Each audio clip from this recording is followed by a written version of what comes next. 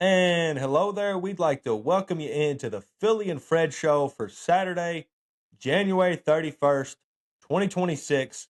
On today's episode, we're going to be talking about Belichick not being first ballot Hall of Famer, the top five QBs and running backs going into next year. We're going to predict what the rankings for the AFC East are next year, give you the best coaching hire since COVID, and end the episode with a couple true or falses. So on to the first thing.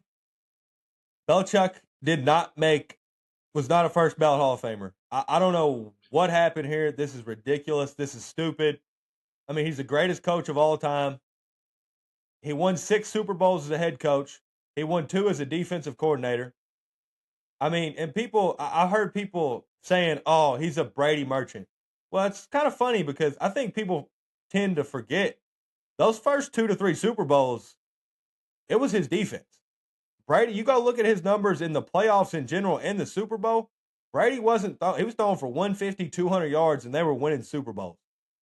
And people seem to forget about that. And then people also forget about the Super Bowl when they played the Rams, when everybody talks about McVay being a super genius, and he shut him to 3 points in the Super Bowl.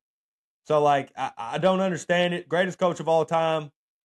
And some of these guys, it made me sad because I'm like, oh, some people are just sad, old, jealous haters like Bill Polian. Because that guy apparently said, oh, we're going to make him wait a year for Spygate. They asked him if he voted. They asked him if he voted for Belichick 3 times. One time he said, yes, I did. Next time he said, I don't know who I voted for. The next time he said, I think I voted for him. I'm 95% sure. I mean, come on, man. You're lying. Yeah. I know you're old. I know you're probably senile. You ain't that old and senile. You voted for him 10 minutes ago. Like what are we? It wasn't that long ago. So, yeah, I could not believe that. I mean, like I said, he's greatest coach of all time, one of the greatest defensive masterminds of all time.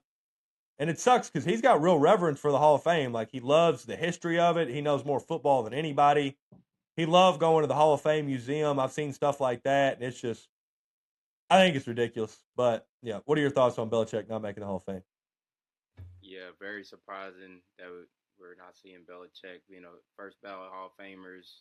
You'd have to think the only reason this is the few issues that he did have, the deflated football, as they say, and the other off the field issues that he had. But that's got to be the only reasons because yeah, he has all the accolades, better than any coach that any of the first ballot Hall of Fame coaches that was already there. The accolades are already better. Has 8 Super Bowls, as you mentioned, over 300 plus wins. So this was surprising.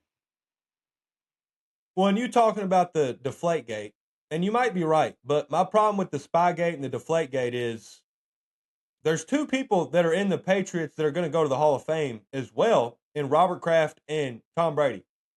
And if they say Robert Kraft has as much say in the football operation as they say does, would he not know about Spygate?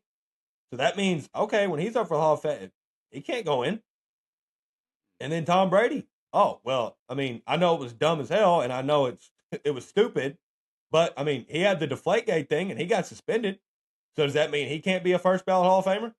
Like if we're giving Belichick, if we're not letting Belichick in for his things that he got punished for, which like all head coaches have said they try to do what Belichick does. It's not something crazy he did. And then the Deflategate, which was, I mean, that was Brady. So like, can these other Patriots guys not get in the Hall of Fame? So yeah, I don't know. It just I didn't understand it, and then and then there was another guy that said he voted for LC Greenwood, which I'm not hating on it, but my problem is that he said the only reason he picked him is because he don't know if he'll ever get a chance again, and that he's going to vote for him. That's not how it works. You vote in the Hall of Famer, and Belichick was the Hall of Famer. But yeah, I couldn't believe it when I said it, and it took me a minute to really process like that. Oh my God, the greatest coach of all time is not a first ballot Hall of Famer. So that was insane. And I was also thinking this weekend, this week. Do you think Sanders was thinking like, damn, as soon as I make the Pro Bowl, everybody starts saying the Pro Bowl don't mean nothing. And then, oh my God, anyone makes the Pro Bowl. Like, how many terrible quarterbacks have made the Pro Bowl that people don't really say much, but they're kind of like, eh. And then Shador makes it, there's an uproar. And I'm not saying he should have made it. He's been great, but it was just funny for him to be like the guy that everybody's officially like, no, now this is too far. Shador makes the Pro Bowl? No, I've seen enough. I can't. I've seen a bunch of other terrible quarterbacks make it, but Shador, no, I can't. They hate on Deion Which, I Sanders, mean, man. well, and then now, well, yeah, that's true. And then also, I mean, now that he's a Pro Bowler, maybe that's why Emmanuel Acho was saying that he shouldn't listen to Todd Monken. It's because now he's a Pro Bowler, which is, by the way, one of the stupidest things I've ever heard. That a second-year quarterback shouldn't listen to an offensive coordinator that's been coaching football for 30-something years. Like, and people this year are, like, crapping on Monken. Like, I mean, it's injuries, man. Like, you can't, like, he didn't have his weapons that he was supposed to have when the season started and that they've had in previous seasons. When you're that injured, I mean, the offensive coordinator can't go out there and play.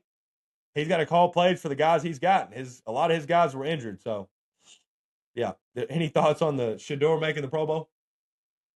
I mean, there's no qualifications anymore for the Pro Bowl. It's not enjoyable to watch anymore. Obviously, it's basically flag football now. Guys aren't.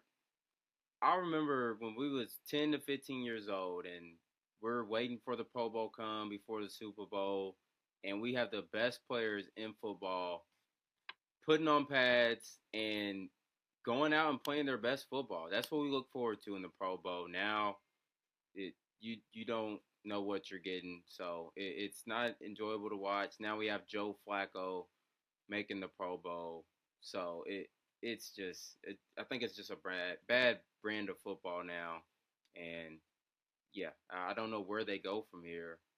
I really don't. Yeah, it's a problem that when all leagues have this problem now with their All-Star slash Pro Bowl game. Like the guys don't want to play it anymore. There's no effort given it to it anymore. Like there's no reason for them to play. They're making so much money. They're like, why would I hurt myself doing this thing that doesn't help me get paid more?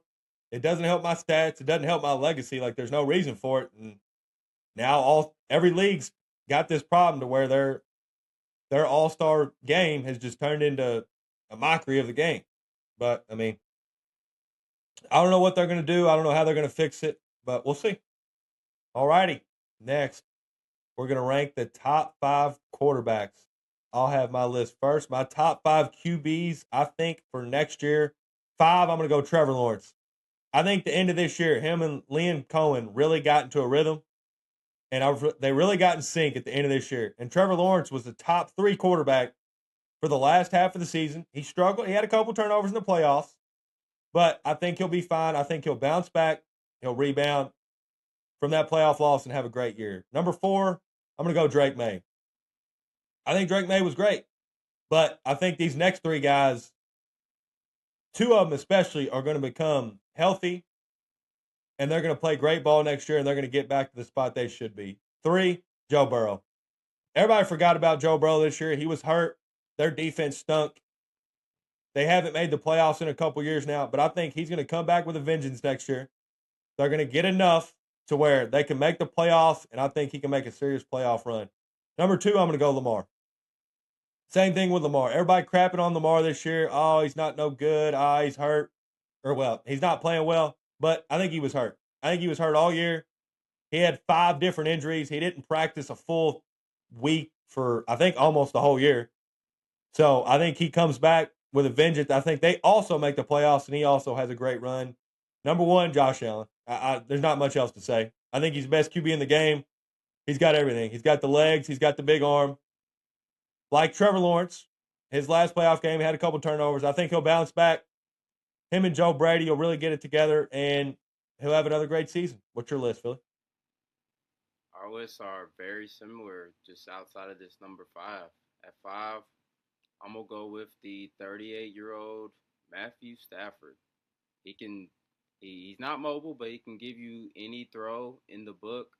And with McVay's offense, that's really propelled him at the back half of his career, and he's maybe an MVP this year. So the fact that he's doing that at this age is pretty impressive. So I'm gonna go Matthew Stafford at 5, and then yeah, we got the same list from now on. 4, Drake May, MVP or runner-up MVP. You're getting to a Super Bowl in your second year. You vastly improved. You can use your legs. You made hell of good throws this whole season. So I'm impressed with the improvement of Drake May. 3, I also have Joe Burrow. This is one of my favorite quarterbacks in the whole entire league. If he had a defense, I think he would already have made it to another Super Bowl at this time of his career. So I love what Burrow has done. 2, got Lamar as well, 2-time MVP. Possibly could have had a third as well. Like you said, he was not healthy all season. I don't care what he done or didn't do this season. He's already proven uh, what he's done in the NFL. People said he couldn't throw coming into the NFL, and he's proved people wrong ever since. So I love Lamar too, and yeah, 1, Josh Allen can do anything, and he hasn't had really any receivers since he's came in the league outside of Diggs. Shakur's not a number 1, but technically he's the Bills' number 1. So yeah, Josh Allen at 1 for me too. Alrighty. On to the next position group we're gonna do, which is running backs. I'll give my top 5, and then Philly will give his. My top 5. I'm gonna start out with 5 CMC. I mean, the guy does everything. This year, I mean, he just got so many touches, and it seems like he's getting older and older. And the running back's a young man's game, but he doesn't care because he's going to have 20, 25 rushes, and then he's going to have 5, 10 catches. He's going to make people miss. He's got great jump cuts, and he's just a load to bring down. 4, talking about a load to bring down, give me Derrick Henry at 4. I mean, like we said, like I just said, it feels like the running back's a young man game, but this guy's over 30, and he doesn't care. Because, I mean, he's getting better and better. He's had 2 seasons in Baltimore, and he's been a man there. He's been impossible to tackle, to game plan for. He's had big games. He's had big seasons in his 2 years in Baltimore. So if he's going to stay in Baltimore, I expect that again. 3, Jonathan Taylor. Jonathan Taylor, people forgotten how great of a year he was having to start the year. Like his first half of the year, there were MVP talks, and then Daniel Jones got hurt. They really stacked the box, and he just wasn't. It wasn't that he wasn't the same player, but he didn't have the same stats. I think next year he's going to have a great year, the whole year, and he might win Offensive Player of the Year next year. Number 2, give me Bijan. I mean, talking about guys that do everything. This guy also catches out of the backfield, but this guy makes more people look foolish than I think any running back I've ever seen. I mean, the guy, and he's just like CMC. He can make you miss. He can run you over. He can catch the ball. He's got breakaway speed. Number 1, talk about a guy with breakaway speed. Give me Jahmyr Gibbs. Just like CMC and Bijan, he does everything. He can catch out of the backfield. The breakaway speed, tough to tackle. And it feels like next year he's going to have a real massive year. I think he might rush for 2,000 yards next year because it feels weird with him and with the Lions at Montgomery. So I think he's going to be the bell cow for them next year, and I think he has a big year. What's your top 5, Philip? Yeah, our list very similar again, but at 5, I have Saquon Barkley. I think this was just a down year for him. Offensive coordinator obviously wasn't great. Didn't have their offensive, a good chunk of their offensive line for majority of the year. I think Saquon, it was a Madden cover effect too. We've seen that happen to guys too. So I think Saquon, he's gonna have a hell of a year next year, and yeah, we know what he can do. 4, I also have Derrick Henry. We've never seen a running back with this build, like 6'4", 250, can carry 3, 4, 5 guys on him and run for 20 more yards. Derrick Henry, we know what he brings to the table. 3, I have CMC. He is getting a little bit older, but the way he gets so many touches a game, and he's always productive in those touches for the most part. hard to bring that guy down. And what he did in the receiving game this year was crazy. He had 1,000+ rushing and receiving yards this season. Very impressive. So I gotta put CMC at 3. 2, that's where I'm gonna put Gibbs. I agree with you, Fred. I think next year that'll be he's gonna have a fantastic year. I think offensive player of the year potential. Him and Bijan, I think he can do everything, rushing in the backfield and in the receiving game. But I love Bijan. I feel like I'll have him at my 1. I think next year with Stefanski, hopefully the Falcons can do something with that those players that they have there in Atlanta. Bijan can do literally anything on the football field, and like you said, he can make guys just look foolish. And he has crazy breakaway speed, can break off one at any given moment. So I like Bijan as my number 1. All righty, that's it for ranking the QBs and the running backs for next year. Speaking of next year, we're going to rank the AFC East and how we think that goes from 4 to 1. I'll start out. I think it's the same as it is this year. I got the Jets at 4. I mean, unless they draft Ty Simpson, they're not going to have a quarterback again. They traded away Sauce Gardner. They traded away Quentin Williams. Like, the roster's going to suck. Plus, they're the Jets. So I don't know how much better they're going to get. The Dolphins, they got a new coach, but they got a quarterback problem. And that problem is they don't know who their quarterback is. The roster's solid, not great. And when you don't have a great roster and you don't have a quarterback, not good. 2, Bills. I mean, the Bills just got to get a better. I mean, they got to make the roster better. I mean, there's so many holes. They can't stop the run. They couldn't stop the run once again. They got ran on. Like we said all year, their number 1 running back or their number 1 receiver was Khalil Shakir. They had nothing outside. Josh Allen had to be Superman once again. And they got a new head coach. So I don't know if that's going to be – I don't know if the head coach is going to take them up or they're going to go down a little bit. And I'm going to put number 1 as the Patriots. I mean, yeah, the Patriots, they got their young quarterback. They got their head coach. They signed a lot of guys in free agency. They really don't have many free agents. They got a couple.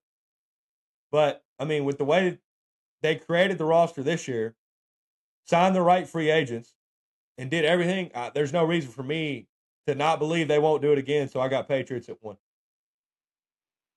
Yep, we have the same exact list for going the Jets. They're the Jets. I mean, they're no quarterback. Roster is abysmal, and yeah, it's just hard to win in New York. 3, Dolphins. You get a new coach. Like you said, they still have a quarterback problem. You don't know what that defense is going to give you at this time. So that's just really an unknown. 2, Bills. Got Josh Allen. Got James Cook. But you had the worst rush defense. So I think in the offseason, you'll look to get some guys on the defensive line, get some linebackers in there to help that rush defense. You had a solid pass defense. And I think they also need to target a wide receiver, a number 1 wide receiver. Because Shakir ain't it. He's a nice number 2, number 3 option. But you got to give Josh Allen some guys. And we know what the Bills can be when they have a wide receiver like a Stephon Diggs or somebody in that nature. So they'll be on my 2.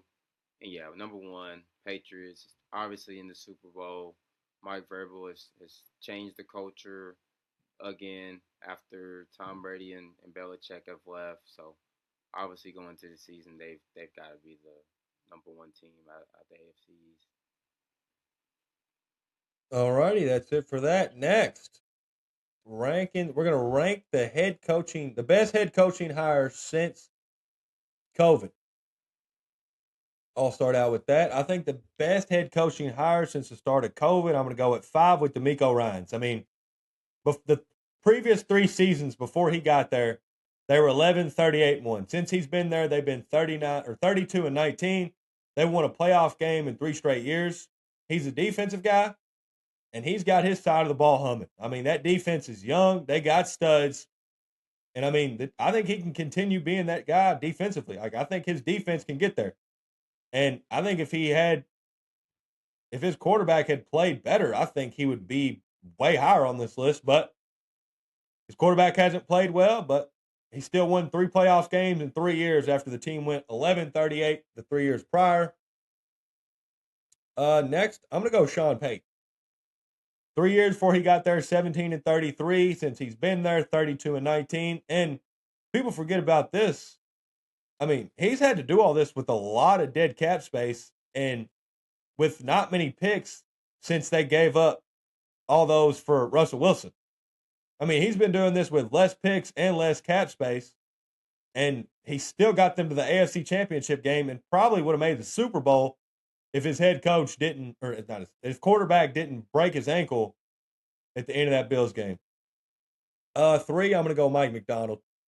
I mean, the Seahawks had kind of been hovering in mediocrity, and he's the first guy to lead them past the divisional since they lost that Super Bowl to the Patriots. So 14-3 in his first season, like we said with D'Amico, got his side of the ball humming defensively. I mean, they got the 2 best defense, D'Amico Maya and Mike McDonald. But 2, Vrabel. I mean, we talked about how bad they've been and that you said he was a culture saver. Well, he was. They were 16-35, 14-3 this year, and in the Super Bowl. Like that's a heck of a change. Number 1, I'm gonna go Dan Campbell. And people might be like, "Oh, he's a dipshit," this and that. But you got to remember, they were the Lions. The 3 seasons before he got there, 14, 33, and 1. And they've been 48 and 36 since he's been there. And since he's been there, he had the 1 first season, but in the last 4, his worst record's been 9-8. And he's made it to the NFC Championship game where they really should have went to the Super Bowl. And then he was 15-2. So I think from what he's done with the Lions, who had won nothing forever, and as soon as he gets there, he changes it around. I think he's the best hire since COVID. What's your rankings, Phil? Yeah, our rankings very similar. Once again, at 5, we have the same, D'Amico Ryans. The previous 3 seasons before he came, the Texans had either 3 or 4 wins.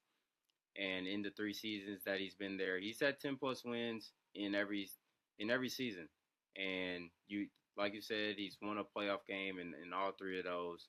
If CJ Stroud can get playing better, then this Texas team can definitely be Super Bowl bound because you have or had the best defense at least this season. So D'Amico at 5, 4 I'll go Mike Vrabel. Very simple. 1 season, 1 Super Bowl, change the culture there.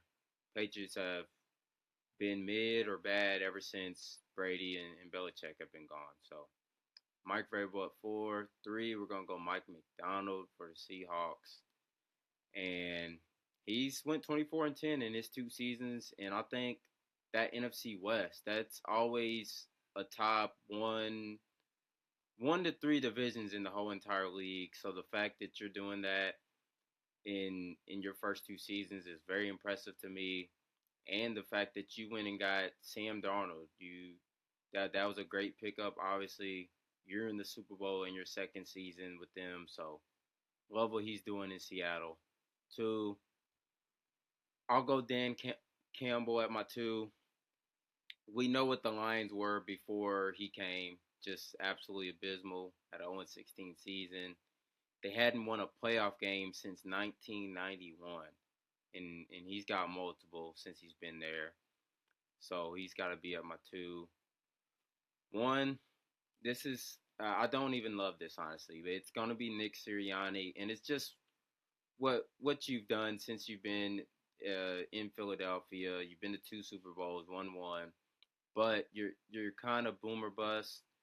If you don't have that great roster, then we've seen you lose in the playoffs those years, and when you do, you're taking your teams in the Super Bowl, but you're still getting to the playoffs every year, and he's the only coach on this list that's got, or my list, excuse me, that has a Super Bowl win. That's the only reason I'm putting him at 1, but I'm honestly not a huge fan of Sirianni, but he'll be up one just because he's been to the Super Bowl twice and got a Super Bowl win. So All righty, that's it for the ranking of the head coaches. The last thing we're going to do before we get out of here, couple true or falses. Well, three technically, but first one, true or false? Either Joe Burrow or Lamar Jackson will win MVP and be in the AFC Championship game. I'm going to go true. And I think just because of this year, Burrow was hurt, Lamar was hurt, everybody forgot about him. And I think both of them are going to come back with a vengeance next year. I think the front office and GM are going to give these guys enough because you ain't got to give them a bunch. But I mean, you got to give them enough. I mean, with Joe Burrow, you got to give him somewhat of a defense. And some of that's on him because he ain't been healthy, which, I mean, he can't really help the health, but I mean, the best of ability is availability. And then Lamar, I think he's just going to get healthy because I think their problem is more just him not being MVP Lamar because he was hurt. So I think he's going to come back healthy. Both of them are going to come back healthy.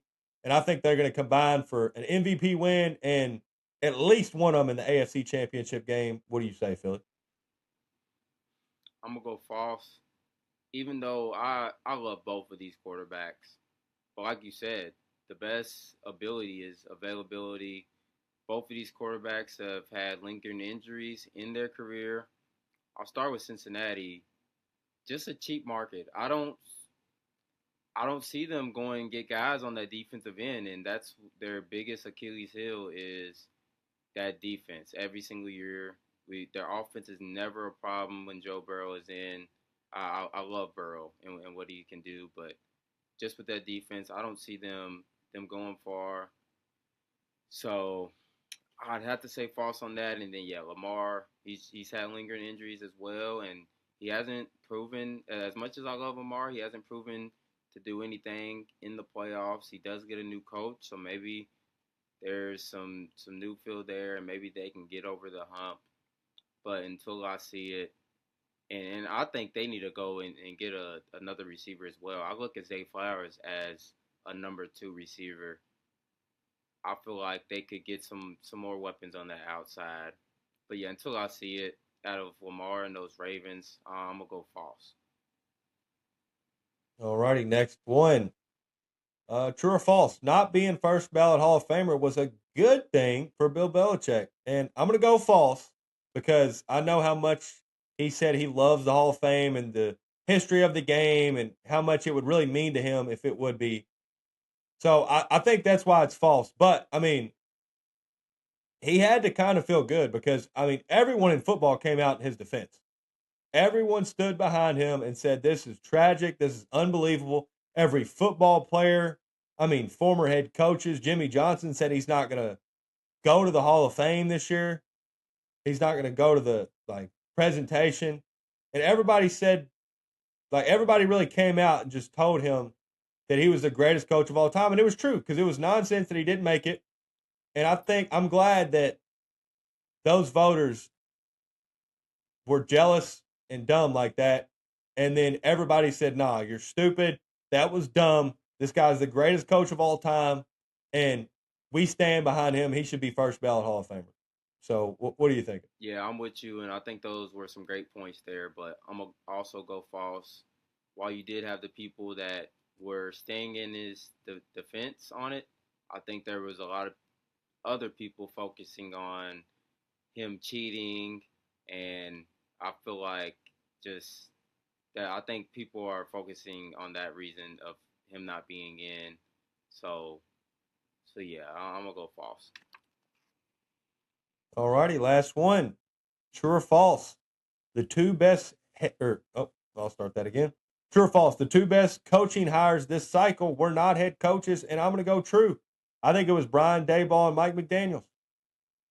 I think getting Daboll for a young quarterback and really getting him in his young years and getting him to where getting a guy in there that already been shown to take a guy that's got a lot of talent but's a little raw like Josh Allen and taking him to the next level. He's shown you what he can do. So you get them in there as an offensive coordinator where he's not even the head coach, where he's just the OC and he can take his full attention and put it on Cam Ward. I think that's just an absolute A+ hire. And then McDaniels, like he's going to have that offense doing everything. He's going to have the motion. They're never going to be stagnant. And now he's got all that. And just think about Tua and how limited Tua is. He's going to be able to do all his stuff and run all his stuff with a guy that has no limits. He's big, he's tall, he's fast, he can run. He's got a cannon for an arm. So I think getting those two guys, especially as offensive coordinators, where not even head coach, where they just focus on the offense, both of them, I think both of them were A+ hires. What are you thinking? I'm gonna go false. Although I think this was the probably second and third best coaching hires of this cycle, but I think Harbaugh going to the Giants is a huge game changer. I think that makes them almost an automatic like contender, especially in that division in the NFC East. You got a young quarterback in Dart. I think Harbaugh can kind of get in his brain and tell him he doesn't need to take some of those hits that he took last year. You have a number one receiver and young receiver in Malik Neighbors, and you honestly your defensive line is stacked. I think with a right secondary, that defense could actually be scary good. But I think just right off the bat, with Harbaugh coming to the Giants, that makes them. I don't think it's a rebuild just right off the bat, and they'll be able to contend in the NFC now. Now like I said, I do think Dable going to the Titans is huge with Cam Ward and Saleh. I think that will be a nice fit for him, and I think McDaniel's getting Herbert. Herbert needs that offensive specialist to get him rolling. I think, and maybe they could possibly Herbert can possibly get his first playoff win. I think those were fantastic hires. I just think Harbaugh going to the Giants was a little bit more intriguing and better uh, for the Giants' sake. All righty. That's it for true or false. Anything else you want to add before we get out of here? No, I think it'll be it. All righty. We'll see y'all on Tuesday. Bye bye.